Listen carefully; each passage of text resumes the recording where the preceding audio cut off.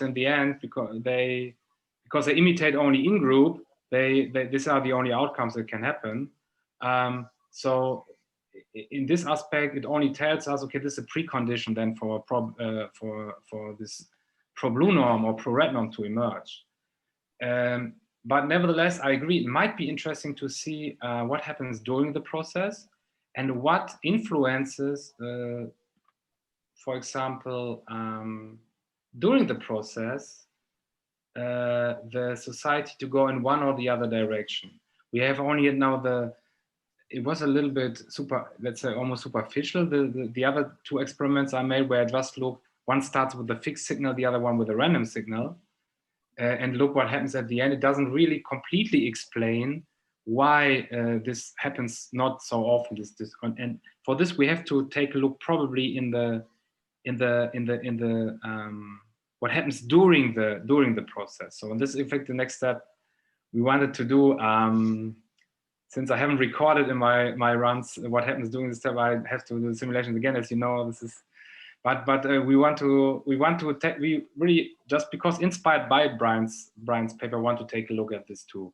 But there must be something that can explain why the reds are so much more successful in camouflaging than the blues in establishing the distinction. Because even if the disagreement point is high, and the blues alone are very successful when they can only change the signal, successful in establishing it, when both start like this, it's almost not emerging. So this little asymmetry between that the reds have so much more power is something we want to also study more fine-grained. Great, yeah, thank you. One just really small comment. I don't know this literature super well, but on that last question, you might take a look at the biological literature on the evolution of mimicry. Because there is, I don't have a citation handy, but I'll try and look one up and send it to you. There is a literature about that kind of phenomena. I don't know that they've ever looked at bargaining games, but nonetheless, there is issues about like, different types of mimicry and the speed of evolution as based on different sizes of populations of like the target and the mimic and things like that. So there may, I can't say for sure, so I may be sending you down a blind alley, but it's possible that there may be something of relevance in that literature. Okay, thanks a lot. Yeah. I will take a look. Thank you. So we have to move on to the next question. So I've seen that Francesco Guala has raised his hand. Hi.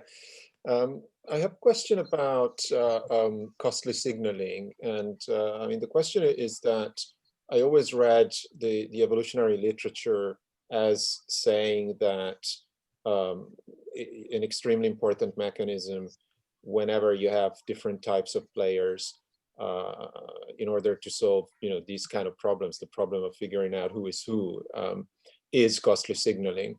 And I mean, there are various ways in which you could introduce it in your model. I mean, one is to assume that there's a norm of truthful signaling with punishment, for example, although I guess that's not interesting because then everything follows pretty trivially. I think maybe the more interesting mechanism is that you have different bargaining power, so that presupposes, for example, that some players, the blue players, I think in your model, have more resources in the background that they can spend, and making signaling costly basically is a very simple way for them to make sure that the others cannot fake their signal. And that seems to be the way in which it really works in society, where you have aristocrats that have to have a very expensive lifestyle, and it's very difficult to actually fake that kind of lifestyle unless you have the resources. So I don't know, I mean, I just wanted to listen to hear whether you didn't do it because there is some deep theoretical reason why you think that your model is interesting without costly signaling, or whether that's just maybe the next step in the project. I mean, a good question. Thank you very much. So if the point is, if you think about the first scenario, for example, where you see that the reds that in a worse position because they have less of this fallback points or payoff, they are very good in using the signal for camouflaging, right? So, and this happens, and they are so successful. Why are they so successful? We don't know. But one thing is for sure: if this signal that the blues use would be more costly, they would be less successful. For no reason. And this is, of course, a realistic scenario. So, what, of course, the one in the better position want to do is they want to recognize each other by a signal that the other group cannot fake. So we also did this. So you can, we already tested this in the same model. If you say the blues start with a fixed signal that is also costly, the more costly it is, the less probable the reds would imitate it. The reason why I wasn't on the talk is just, I wouldn't say it's too obvious, but as just came out with the talk with Kevin, that the first step would be, first of all, why are the reds so successful with camouflaging? And then, of course, that costly signaling can prevent this is I mean, this works. So this is clear. And it would nicely also fit to the scenario because we have kind of a high type and a low type here, what we find in the signal scenarios too. And then the high type is also interesting to establish the costly signal to prevent the other group from. And if you think what the other group wants, the other group just wants to establish fairness. So this is also different from the signaling literature, where in the signaling literature, the other group wants to pretend to be, wants to kind of exploit on the signal. And here it's the opposite. So the reds have an interest pro-society, so to speak, and the blues prevent them for this. And as I said, this hidden signal, one feature could be wealth, right?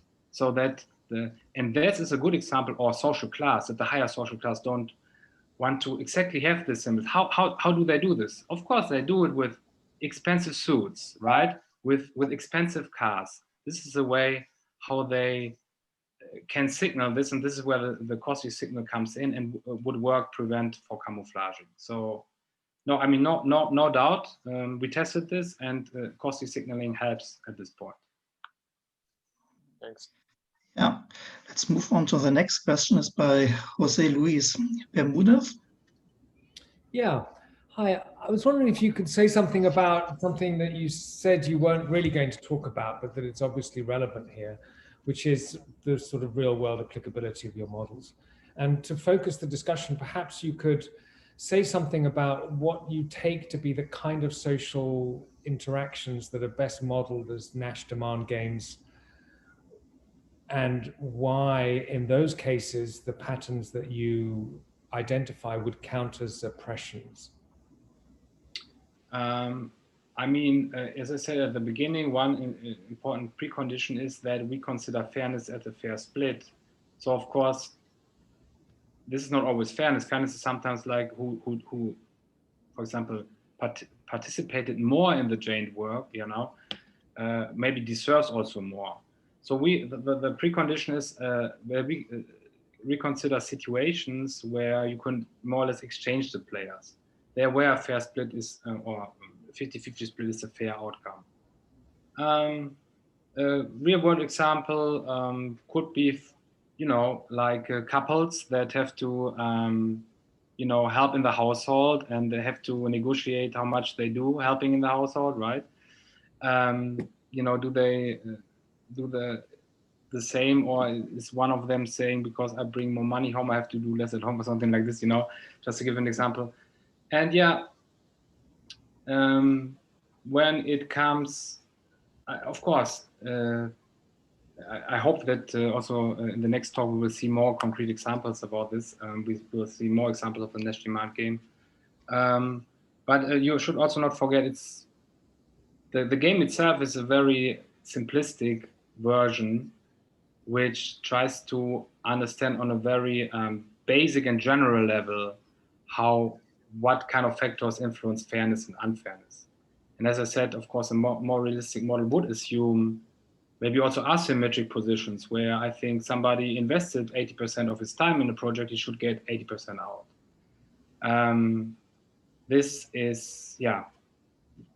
This is right. I mean, those are the sorts of situations where signaling tends to be important, because what you're signaling is often the, you know, the extent to which you merit an asymmetric outcome. You mean that you signal that you okay. Yeah. So so for example, you know, there are people in universities who write books and stuff like that, and part of what they're signaling is that they deserve to be, in their opinion, they deserve to be paid more than their colleagues. And you know, it's not obvious that the patterns that emerge from that are models of oppression, although some of my colleagues. No. But this is a different signaling, because what's happening here is I just signal my group affiliation, right? So I don't even, I don't, it's not like, you know, the situation that not one group deserves more than the other, both deserve the same. You know, this backup value where the blues this a disagreement point is kind of an out of equilibrium value. It's not part of the equilibriums, right? But this is enough to push the system to an unfair equilibrium if it's high enough. So it's, apart from this, the roles can be completely interchanged, and I just simply signal if I belong to a specific group or not. And when I'm blue or red doesn't mean I deserve more, right? That's the point, right? If I would deserve more, it would be fine. I don't deserve more, but I take more, because if it breaks down, I land softer, so to speak. And so I think it's a different kind of signaling that you have in mind, I think. Yeah. Okay. Thank you. Let's move on to the next question. It's by David Beaver. Hi, thank you. I have two questions which I think are unrelated. So the first is, I just wondered if you could give more intuition as to the logic of the disagreement points, as opposed to simply giving asymmetric outcomes in the first place, having a constant disagreement for you know, a kind of bonus for defecting. I didn't quite get the intuition there. The second question is what you think, whether you think there'd be an interest in including in the conditional strategies some history. For example, the last bid of the other agent. I wondered if under those conditions, you might get the same effects without explicit signaling of group identity, or the ability to overcome camouflage of group identity, because the last bid or the average bid of an agent might conceivably serve in the you know, as a run goes on, might conceivably serve to mark group identity. Thank you. Okay, thanks. So maybe I start with the second point. Are you're probably thinking of something like that I can memorize, for example, how the other agent behaved in the last moves, and this would influence my behavior. There is a learning dynamics that is also very, very popular, used in combination with these games.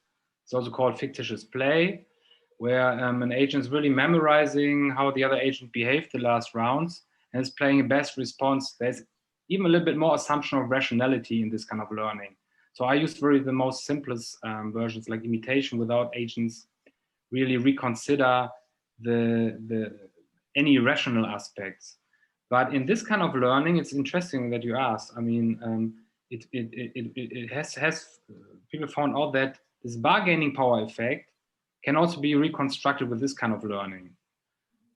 So if one group has a higher disagreement point than the other one, or the one has a higher than the other one, this can also happen. And this dynamics produces the same result.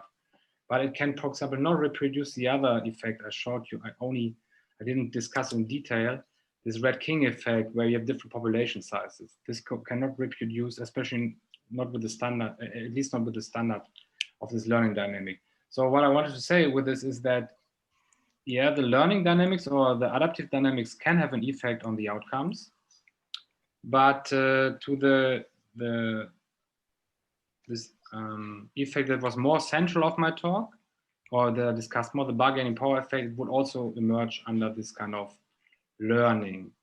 But this is without signaling. How this then would work with signaling, I don't know, but I imagine it would have roughly have the same effect, because signaling again only tells you what kind of group you are, and then the additive dynamics will probably go in the same direction. Without that, I can prove it now, of course.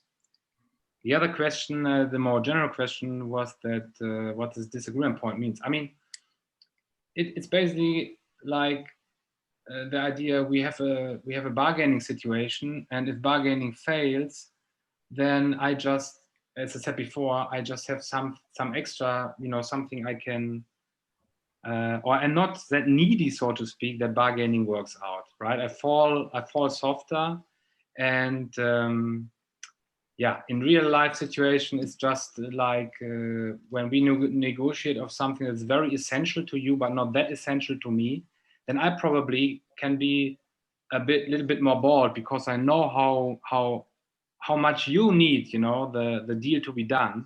I don't have that much need, so I can be a little bit more bold in this negotiation. So this is the idea behind this. So in the end, this disagreement point represents a little bit how much more benefit I would have from that the deal at all works out.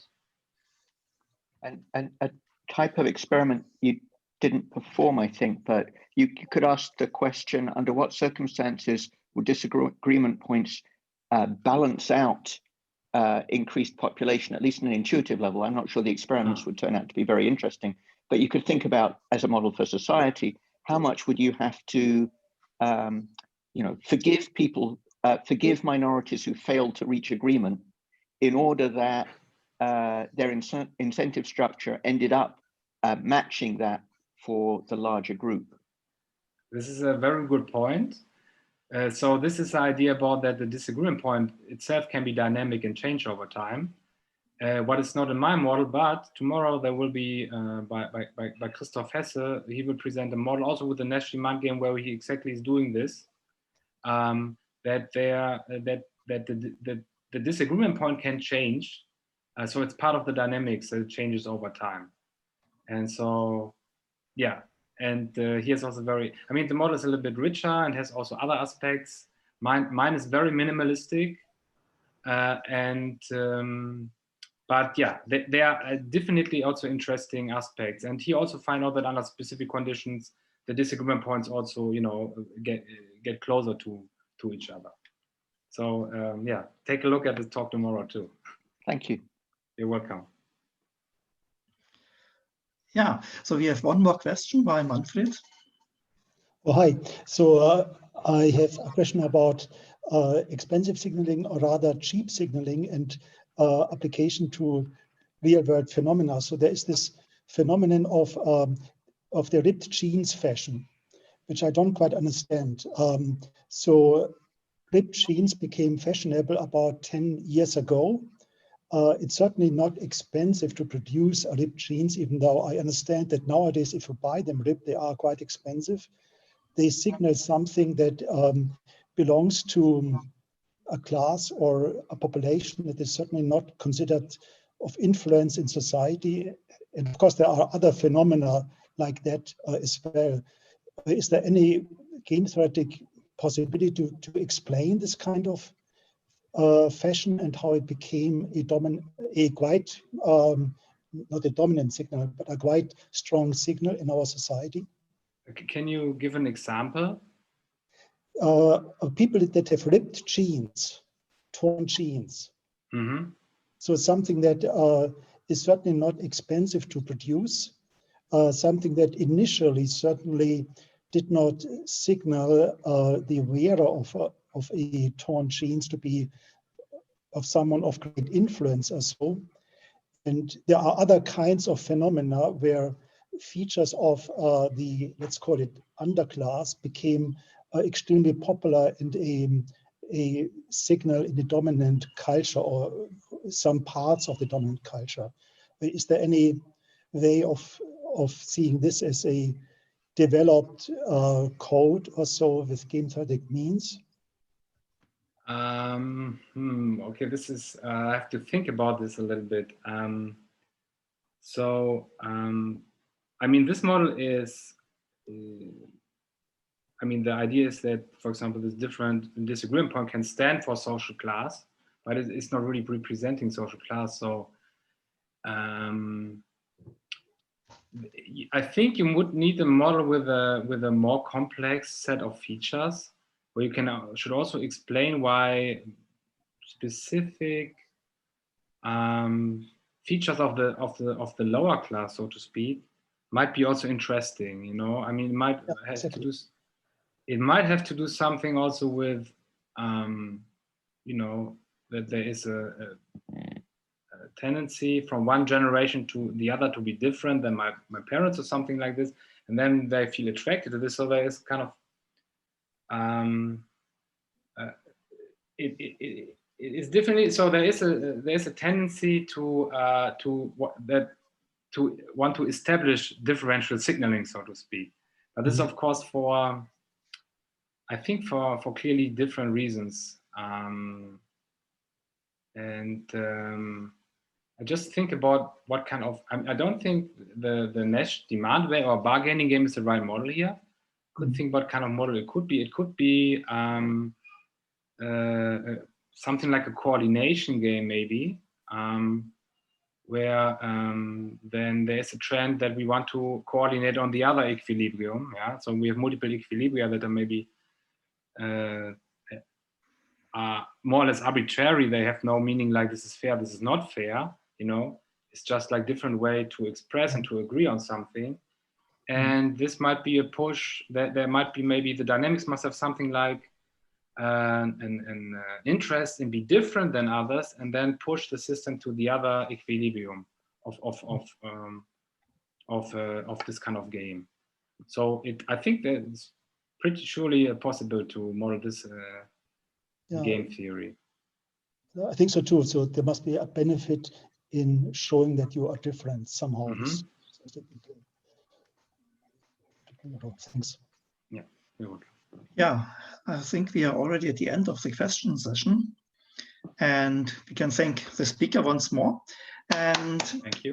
Then see you again in 10 minutes.